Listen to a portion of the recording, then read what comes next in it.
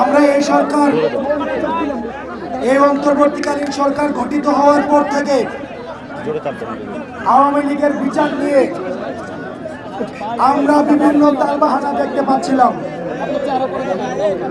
আমরা দেখছিলাম রাষ্ট্রীয় পৃষ্ঠপোষকতায় যারা গণহত্যার দায়ে অভিযুক্ত এই আওয়ামী লীগকে বিভিন্নভাবে সেফ এক্সিট দেওয়া হচ্ছিল। তার সর্বশেষ উদাহরণ হচ্ছে এই ফ্যাসিবাদী সময়ে সবচেয়ে বেশি এই ফ্যাসিবাদের সুবিধাভোগী এই ফ্যাসিবাদী রাষ্ট্রের রাষ্ট্রপতি, আমরা দেখেছি এই রাষ্ট্রপতিকেও রাষ্ট্রীয় নিরাপত্তায় সেফ এক্সিট দেওয়া হয়েছে।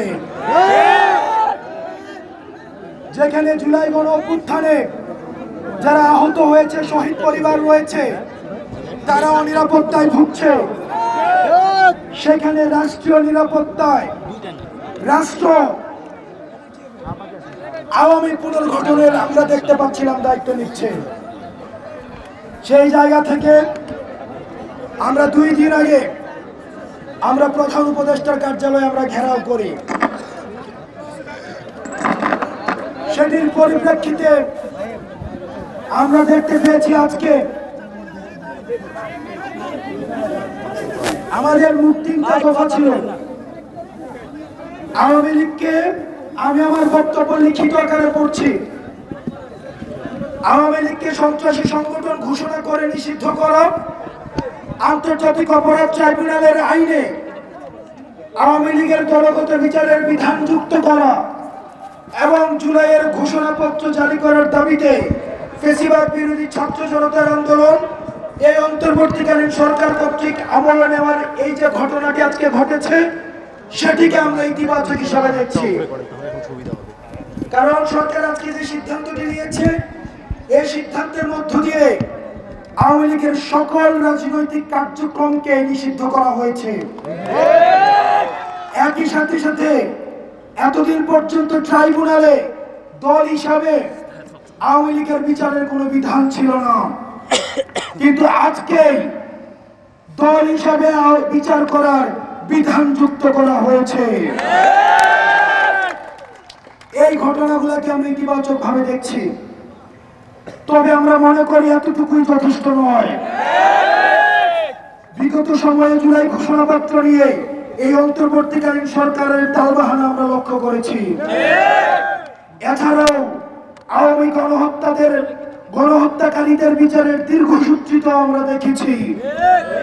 পিলখানা হত্যাকাণ্ড, শাপলা গণহত্যা, গুম বিচার বহির্ভূত হত্যাকাণ্ড ও দর্শন, উজিলায় গণহত্যার পর যেখানে তড়িৎগতিত খুনি লীগের বিচার হওয়ার কথা ছিল, সেখানে আমরা দেখেছি অনেক জুলাই বিপ্লবী ও আহত যোদ্ধাদের মামলা নিচ্ছে না বিভিন্ন থানা। অন্যদিকে দেশের বিভিন্ন প্রান্তে, বিশেষ করে তৃণমূলে, এমনকি রাজধানী শহরেও জুলাই যোদ্ধারা আওয়ামী গণহত্যাকারীদের দ্বারা হামলার শিকার হচ্ছে। উপরোক্ত বিষয়ে অন্তর্বর্তীকালীন সরকারের কাছে আমরা সুস্পষ্ট অবস্থান এবং তাদের পদক্ষেপ আমরা জানতে চাই। পাশাপাশি আমরা আন্তর্জাতিক অপরাধ ট্রাইব্যুনালের কার্যকরী সংস্কার চাই। আমরা আসিফ নজরুল স্যারের দৃষ্টি আকর্ষণ করছি, জানুয়ারিতে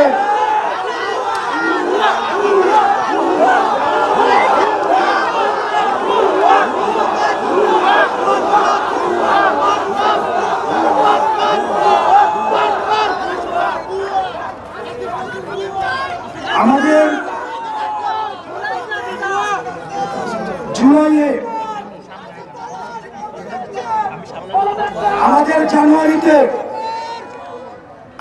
জানুয়ারিতে আমাদের দ্বিতীয় ট্রাইব্যুনাল হওয়ার কথা থাকলেও আমরা মে মাসে এসেও দেখছি সেটির বাস্তবায়ন হয়নি। সেজন্য আমরা আন্তর্জাতিক অপরাধ ট্রাইব্যুনালের কার্যকরী সংস্কার চাই। একই সাথে সাথে একটি কথা মাথায় রাখতে হবে, বিগত 1.5 দশকে জুডিশিয়ারিতে যেসব বিচারকদেরকে নিয়োগ দেওয়া হয়েছে, স্বজনপ্রীতি এবং দলের প্রতি আনুগত্য দেখে সেখানে বিচারক নিয়োগ করা হয়েছে, যেটির কারণে যারা নিরপরাধ মানুষ রয়েছেন এবং ভিকটিম ফ্যামিলি তাদের ন্যায্যতা এই ট্রাইব্যুনালগুলো থেকে নিশ্চিত হবে কিনা সেটিও প্রশ্নবিদ্ধ হয়েছে। আন্তর্জাতিক অপরাধ ট্রাইব্যুনালের বিরুদ্ধে জনতার পক্ষ থেকে যেসব অভিযোগ উত্থাপিত হয়েছে তা আমলে নিয়ে সংস্কার কার্যক্রমে সরকারকে হাত দিতে হবে। দেশের প্রতিটি বিভাগে ট্রাইব্যুনালের অফিস স্থাপন করতে হবে, যাতে করে তৃণমূলে ফ্যাসিবাদের ভুক্তভোগী নাগরিকদের আইন সেবা পেতে কোনো ধরনের ব্যাগ পেতে না হয়। আমরা আরো দেখেছি আওয়ামী গণহত্যাকারী এবং তাদের ফ্যাসিবাদের প্রতি সমর্থন। আপনারা দেখেছেন এই আওয়ামী গণহত্যাকে বৈধতা দেওয়ার জন্য, ন্যায্যতা দেওয়ার জন্য আওয়ামী কোলাবোরেটর ফ্যাসিলিটেটর যে কালচারাল উইং রয়েছে সেই উইংগুলো কিন্তু অ্যাক্টিভ হয়েছে। এই ফ্যাসিবাদের প্রতি পূর্ণ সমর্থন এই জন্য উৎপাদনকারী সাংস্কৃতিক, মিডিয়া এবং অর্থনৈতিক ফ্রন্টগুলো এখনো তাদের কার্যক্রম চালিয়ে যাচ্ছে। জুলাই অভ্যুত্থান ও চলমান আন্দোলনকে অবমূল্যায়ন করতে এবং এই আন্দোলনকে দেশে বিদেশি শক্তির চক্রান্ত হিসেবে উপস্থাপন করতে তারা সর্বাত্মক প্রচেষ্টা চালিয়ে যাচ্ছে, যা আওয়ামী ফ্যাসিবাদের ভুক্তভোগী এবং বাংলাদেশের গণতান্ত্রিক উত্তরণের জন্য শাহাদাত বরণকারী সকল নাগরিকের মানবিক মর্যাদার প্রতি চরম অপমান। আমরা আরো উদ্বেগের সাথে দেখছি আওয়ামী লীগের অর্থনৈতিক যেসব প্রতিষ্ঠান রয়েছে এবং পলাতক গণহত্যাকারীদের অর্থনৈতিক যোগান এখনো পর্যন্ত অটুট রয়েছে। আমাদের কাছে এখনো পর্যন্ত খবর রয়েছে মন্ত্রণালয়গুলোতে এবং আমাদের যে কাজ হয় উন্নয়নমূলক যেসব কর্মকাণ্ড রয়েছে সেখানেও আওয়ামী ফ্যাসিবাদী দূষকদের সরাসরি সম্পৃক্ততা রয়েছে এবং সেটির মধ্য দিয়ে আওয়ামী লীগের যে অর্থনৈতিক কাঠামো রয়েছে এই অর্থনৈতিক কাঠামো এখনো পর্যন্ত অটুট রয়েছে। সেটির জন্য তারা বিদেশে বসে বাংলাদেশের বিরুদ্ধে তারা ষড়যন্ত্র প্রতিনিয়ত করে যাচ্ছে, যার মাধ্যমে তারা বিভিন্ন সময় দেশকে অস্থিতিশীল করার ষড়যন্ত্র চালিয়ে যাচ্ছে। তাই আমরা এই বিষয়ে অন্তর্বর্তীকালীন সরকারের সুস্পষ্ট নীতিমালা জানতে চাই। আওয়ামী লীগের সকল অর্থনৈতিক প্রতিষ্ঠান ও ব্যবস্থাকে অর্ডিন্যান্স জারি করে রাষ্ট্রায়ত্ত ঘোষণা করে নাগরিকদের কল্যাণে ব্যবহার করতে হবে। আমরা আরো উদ্বেগের সাথে লক্ষ্য করছি যে গণহত্যাকারী আওয়ামী লীগ ও এর 14 দলীয় যারা অংশীদার রয়েছে, যারা আপনারা দেখেছেন গত 2 দিন ধরে আওয়ামী লীগ নিষিদ্ধের ক্ষেত্রে তারা স্পষ্ট বিবৃতি দিয়েছে যে তারা আওয়ামী লীগ নাকি নিষিদ্ধ চায় না।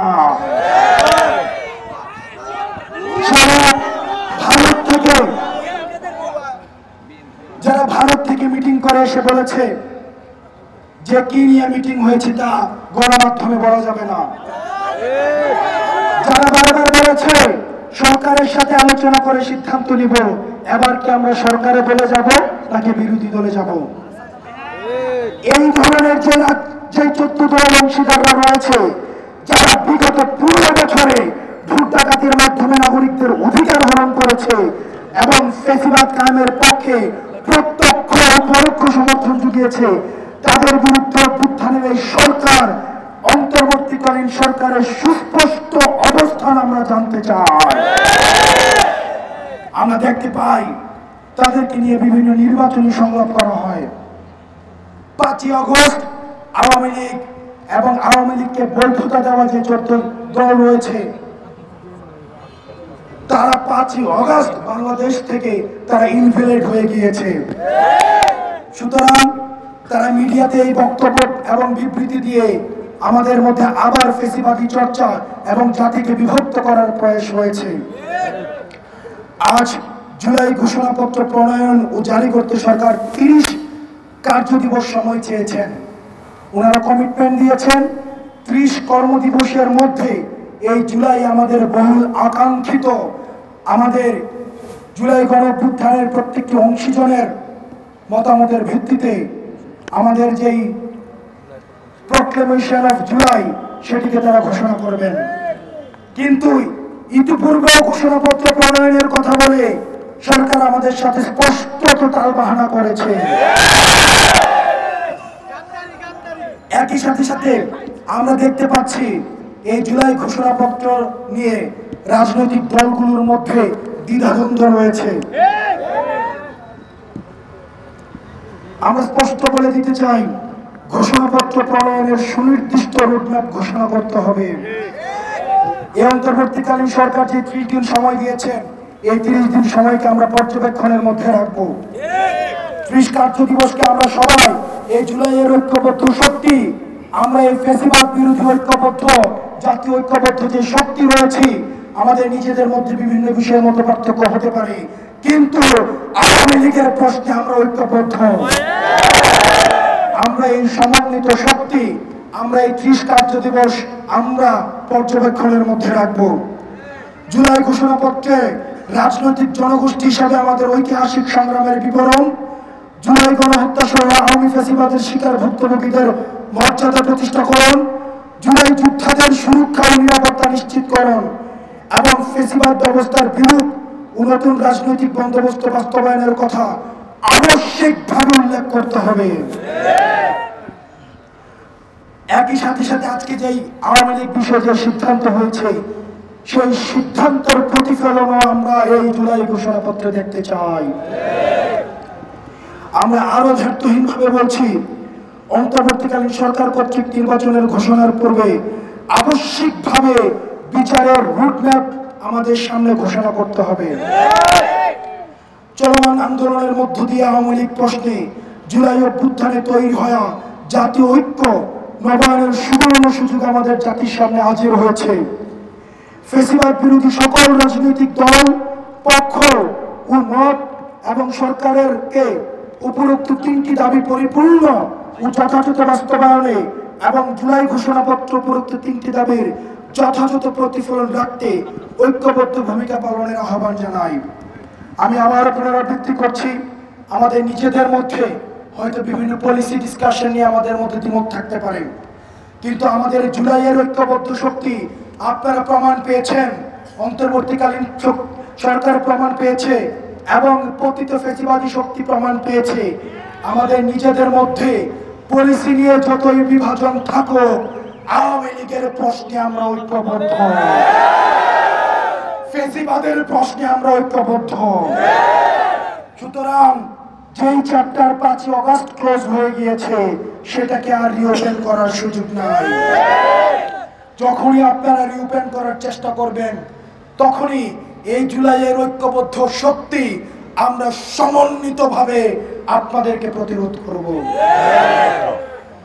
পরিশেষে আপনারা আজকে এখানে যারা ছিলেন, আমাদের উপর আপনারা আস্থা রেখে জুলাই থেকে এখনো পর্যন্ত আপনারা রাস্তায় আমরা ডাকলে চলে আসেন। আগামী 2 দিন, আগামীকাল সরকারি বন্ধ এবং আজকে আমাদেরকে বলা হয়েছে পরশুদিন অর্থাৎ সোমবারে আমাদের আজকের যে ঘোষণা সরকার দিয়েছে, সেটির প্রজ্ঞাপন পরিপত্র জারি হবে আগামী সোমবার। আমরা এই সোমবারে প্রজ্ঞাপন নিয়ে আমরা আনন্দ মিছিল করব। সে পর্যন্ত আপনারা সুতীক্ষ্ণভাবে মাঠের প্রতি আপনারা পর্যবেক্ষণ করবেন। একই সাথে সাথে আপনারা এখন নিরাপদে যার যার বাসস্থানে ফিরে যান। তবে তবে তবে আমাদের সুতীক্ষ্ণ পর্যবেক্ষণ রাখতে হবে এবং আমাদের পরবর্তী কর্মসূচি আমরা আবার আপনাদেরকে জানিয়ে দিব। এবং আজকে আমরা যে সরকারকে, অন্তর্বর্তীকালীন সরকারকে আমাদের এই বিষয়গুলো আমলে নিয়েছে, সেটির জন্য এই জুলাইয়ে যারা আহত হয়েছে এবং যারা শহীদ হয়েছে, তাদের যে প্রেরণা, তাদের যে আকাঙ্ক্ষা, সেটি যদি না থাকতো তাহলে আজকের এই গণজামায়াত এবং আমাদের ঐক্যবদ্ধতা কখনোই সম্ভব ছিল না। সুতরাং স্পষ্টভাবে বলতে চাই, অতীতের মতো কোনো ধরনের ক্রেডিট বাজি কখনো করা সম্ভব না। এই ক্রেডিট শুধুমাত্র কেবলমাত্র একমাত্র জুলাইয়ের আহত এবং শহীদ যারা রয়েছে তাদের। আমরা ঐক্যবদ্ধভাবে যেভাবে এখন ঐক্যবদ্ধ রয়েছি, ঠিক একইভাবে যখনই জাতির প্রয়োজন পড়বে, যখন ফ্যাসিবাদী শক্তি মাথা চাড়া তুলে দাঁড়াতে চাইবে, আমরা ঐক্যবদ্ধভাবে আমরা সেটিকে প্রতিরোধ করব। যারা মাঠে ছিলেন, আপনারা যারা মাঠে ছিলেন, আপনাদের সবাইকে আমরা ধন্যবাদ জানাচ্ছি। আপনাদের সবার জন্য সবাই একটি করতালি দেই। মা বোনেরা যারা ঘরে তাদের আপনারা আমাদের সাথে মা বোনেরা অংশগ্রহণ করেছেন, আমাদের জুলাইয়ের সবচেয়ে বড় যে শক্তিটি ছিল সেটি ছিল আমাদের নারী সমাজ। এই নারীদের সরব উপস্থিতিকে আমরা কৃতজ্ঞতার স্মরণ করছি। সুতরাং আমাদের এই জুলাই আন্দোলন কিন্তু এখনো শেষ হয় নাই। আমরা পরিপত্র নেওয়ার পরে আমরা আমাদের কর্মসূচি নিয়ে আমরা একটা সিদ্ধান্তে আসব। সে পর্যন্ত আপনারা নিরাপদে বাসায় ফিরে যান এবং আমাদের জান মাল, এই রাষ্ট্রীয় সম্পদ রক্ষা করার দায়িত্ব আমাদের। পেশিবাদী শক্তি বিভিন্নভাবে ষড়যন্ত্র করার চেষ্টা করবে, তারা বিভিন্নভাবে এই রাষ্ট্রীয় সম্পদ নষ্ট করার মধ্য দিয়ে আমাদের মতো ঐক্যের ফাটল ধরাতে চেষ্টা করবে, কিন্তু আমরা কোন ষড়যন্ত্রে আমরা পা দিব না। ইনকিলাব ইনকিলাব জিন্দাবাদ জিন্দাবাদ, ইনকিলাব ইনকিলাব জিন্দাবাদ জিন্দাবাদ, ইনকিলাব ইনকিলাব জিন্দাবাদ জিন্দাবাদ। আসসালামু আলাইকুম ওয়া রাহমাতুল্লাহ। ধন্যবাদ সবাইকে।